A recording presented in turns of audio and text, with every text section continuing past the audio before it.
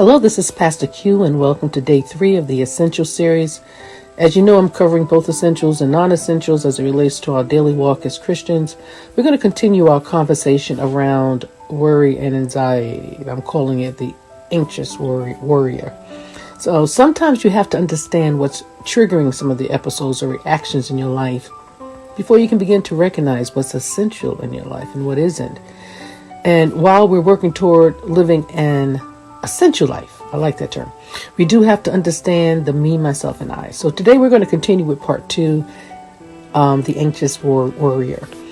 So what is making you worry that may have led to the anxiety or the stress? But understanding the difference is important to put it in proper perspective. And I feel it's important because we sometimes mislabel what's happening to us because we're not educated or informed. So Psychology Today put out an article on 10 crucial differences between worry and anxiety. And I just want to share that article with you today for the next 5 minutes or so. So that's what you will be hearing moving forward. So people often use the terms worry and anxiety interchangeably, but they are very different psychological states. And although both are associated with a general sense of concern and disquiet, how we experience them is quite distinct, as are the implications they have for our emotional and psychological health. So let's look at it. Number one, what are some of the differences? Number one, we tend to experience worry in our heads and anxiety in our bodies. So worry tends to be more focused on thoughts in our heads, while anxiety is more visceral in that we feel it throughout our bodies. Number two, worry tends to be specific, while anxiety is more diffuse. We worry about getting to the airport on time, specific threat. But we feel anxious about traveling, a vaguer, more general concern. Number three, worry is verbally focused, while anxiety includes verbal thoughts and mental imagery. So this difference is important, as emotional mental images such as those associated with anxiety provoke a much greater cardiovascular response than emotional verbal thoughts, such as those associated with worry. This is another reason why we experience anxiety throughout our body. Number four, worry often triggers problem solving, but anxiety does not. So worry can lead us to think about solutions and strategies for dealing with a given situation. Anxiety is more like a hamster wheel that spins us around but doesn't lead us to productive solutions.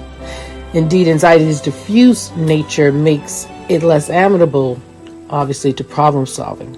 Number five, worry creates mild emotional distress. Anxiety can create severe emotional distress. So anxiety is simply a much more powerful and hence disruptive and problematic psychological state than worry. Number six, worry is caused by more realistic concerns than anxiety. So if you're concerned about getting fired because you did poorly, really poorly on a project, you're worried. Now, if you're concerned about getting fired because your boss didn't ask you about your child's piano recital, you're anxious. Number seven, worry tends to be controllable, anxiety much less so. So by problem solving and thinking through strategies to deal with the cause of our worry, we can diminish it greatly. We have much less control over our anxiety, as it is much harder to talk ourselves out of it. Number eight, worry tends to be a temporary state, but anxiety can linger.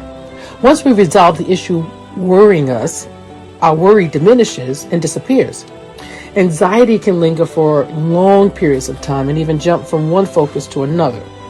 Number nine, worry doesn't impact our professional and personal functioning. Anxiety does. So no one takes a sick day to sit and worry about whether their teenager would do well on their exams. But anxiety can make us feel so restless, uncomfortable, and incapable of concentrating that we might literally feel too distressed to work. 10. Worry is considered a normative psychological state, while anxiety is not. And let's turn to the God's Word, and here's your essential robe that you will wear today. Feeling weighed down? Let's look at Proverbs 12:25. Anxiety in a man's heart weighs him down, but a good word makes him glad. good word, positive affirmations, positive declaration that doesn't have to come from anyone else but you. Sometimes you just have to encourage yourself. Philippians 4:6-7 says, "Do not be anxious about anything, but in everything, by prayer and supplication with thanksgiving, let your requests be made known to God." So talk to him. He's listening. There may be need, too, for outside care, and that's okay. Nothing wrong with that, as a matter of fact. It's encouraged to make sure you're healthy mentally as well as physically. So essential for you may be mental health care with a professional. God made them too. So don't be ashamed to pick up the phone to get the help that you need. God bless. You have been listening to Dr. Q English. Follow her on social media at Facebook at Q English and on Instagram at Q English. Continue to listen to our daily series.